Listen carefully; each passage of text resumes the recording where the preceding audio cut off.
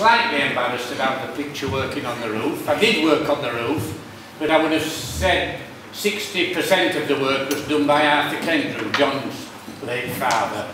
But quite a lot of us worked here. The bulk of this floor was done by Terry Thorpe and John Sturdy, and there was a real rush on to finish it before the opening. But there were a lot of people worked on this.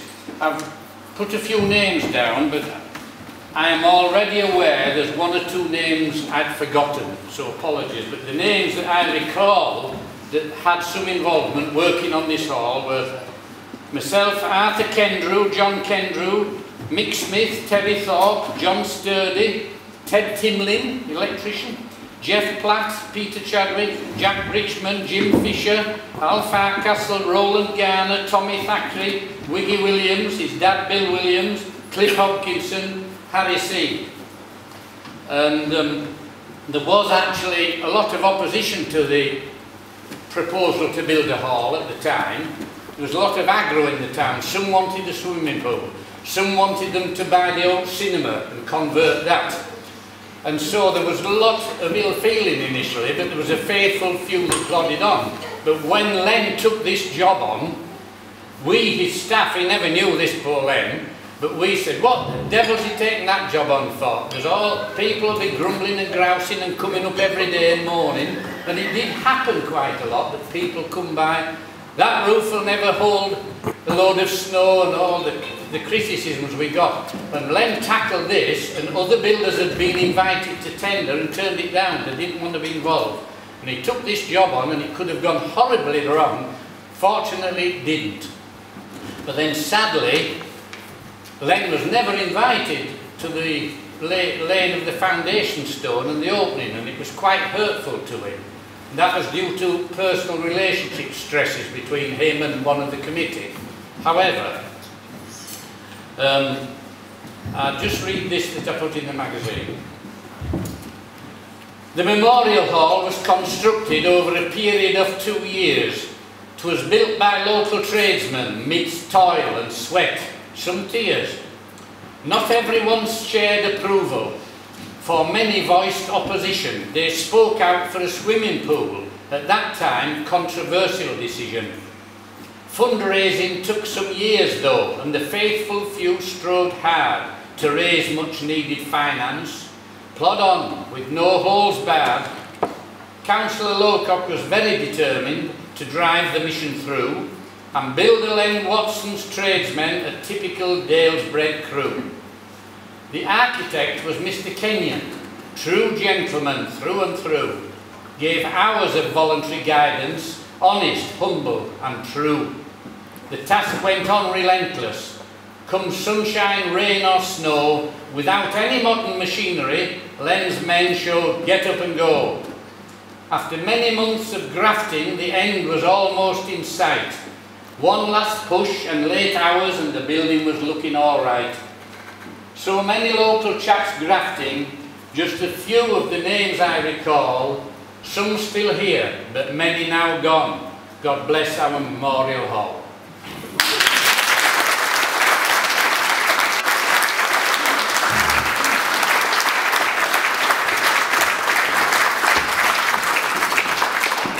Thank you, Frank, for those few words.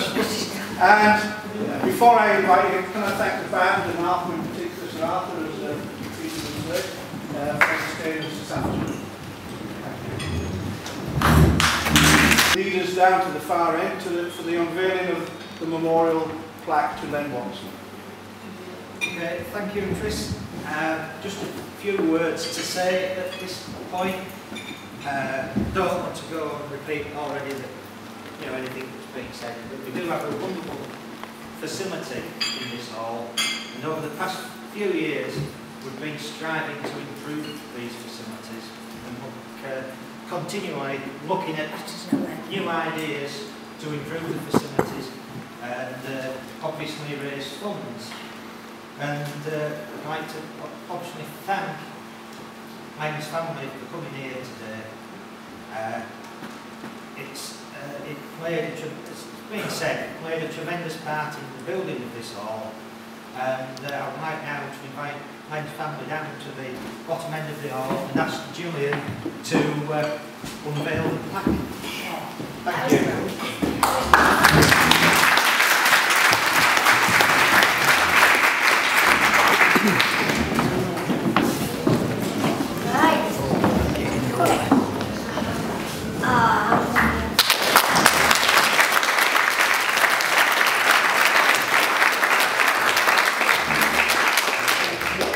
Say a few words, actually.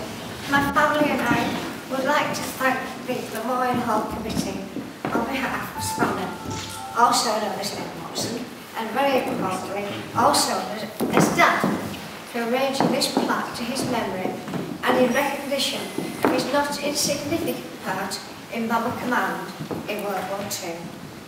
And of course the work carried out by himself and the local craftsmen who built the hall. Excuse me, it's keep checking through.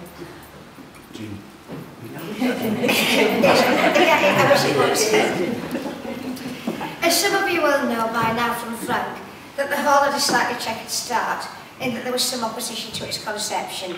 However, thankfully the doctors were not successful and the hall came to be.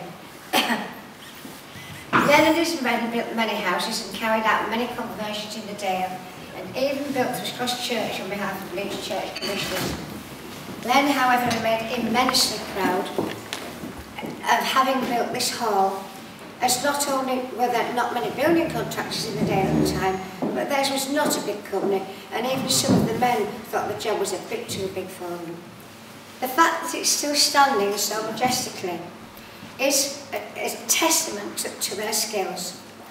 Even my granddad, Spanner's father, worked on the building, and I remember he always used to carry a bag of mint imperials and he used to run on Park Road just to get some off him while he's working on this hall. It's all these special memories, however small, that add up such pleasure to our lives. The hall has, over many decades, hosted a plethora of activities, including school productions, whist and domino drives, rock concerts, this occasion, jumbo sales and gift fairs, presentations, dances and wedding receptions, and even housed the youth club for the time. The committee should be commended for ensuring that the hall has remained not only in good condition, but also a hive of activity and an integral part of the community that is served so well. I need another drink, sorry.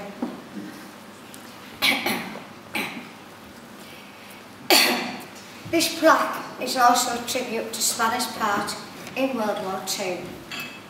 It's good that it will serve to remind future generations of all those that fought in the wars in the pursuit of peace. As Spanner, he carried out 33 sorties, and there were many who carried out more. But there were also so very many who would have carried out more if they had been able. Spanner would be immensely proud to know there is a memorial plaque dedicated to him and in the Memorial Hall that he and his men built. Thank you. Thank you so much.